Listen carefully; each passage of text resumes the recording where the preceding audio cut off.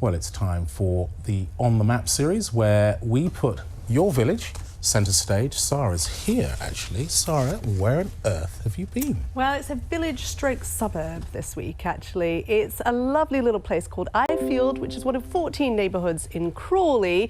And I have to say, the day we went filming wasn't today, as you'll see in the weather. Just 2 miles from the centre of Crawley, there's an ancient parish with a 1,000-year history. Ifield Village, now considered to be a neighbourhood of the much larger town, was mentioned in the Domesday Book.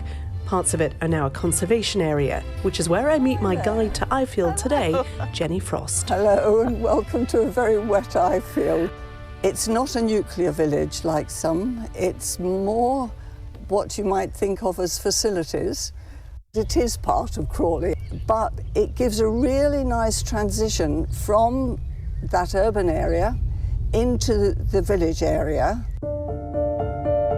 It's thought a church has stood here since the 10th century, although the oldest part of the current building is a mere 600 or 700 years old. And inside, an effigy gives a link to that archaic past. This is supposed to be Sir John de Ifield, is thought to commemorate him and his wife over there. Oh, my goodness. And the lovely lion sitting at his feet. It would have been a much more coloured thing than now, but all that has, the paint has been lost.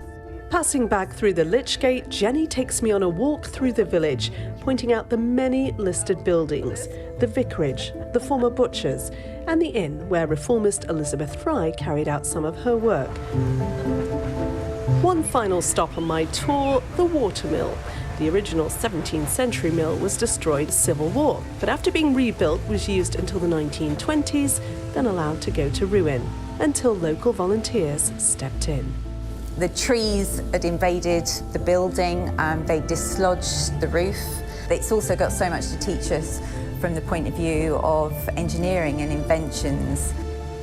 It's peace that you find in Ifield, a sanctuary so close to the clamour of Crawley. Thanks to Aidan, who nominated Ifield for us. Of course, you can still get your nominations in via our social media pages or email us southeasttoday@bbc.co.uk. I can't imagine being that cold as I was the day that we filmed that just 2 weeks ago, because the weather has changed, of course, so much. And the big story, as you will well know, is of the heat that is building now across the southeast and will continue to build as we go through the next few days. They've had record-breaking heat in the Iberian Peninsula. That is now drifting our way, but you can see short-lived, because then some colder air will start to flood our way through the second half of the weekend. Friday, about the peak of it, temperatures are good, more than 10 degrees above average.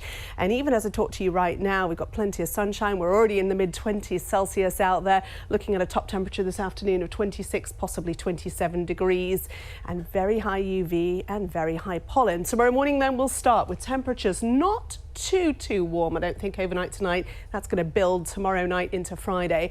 And then as we go through the day tomorrow again, yes, lots of lovely sunshine coming through and temperatures up in the high 20s Celsius. As I say, Friday, about the peak of it, could see 31 or 32 degrees. Sara, thank you very much indeed. That's all we've got time for. Much more of Sara on our 18:30 programme, but from all of us here, have a good afternoon. Bye-bye.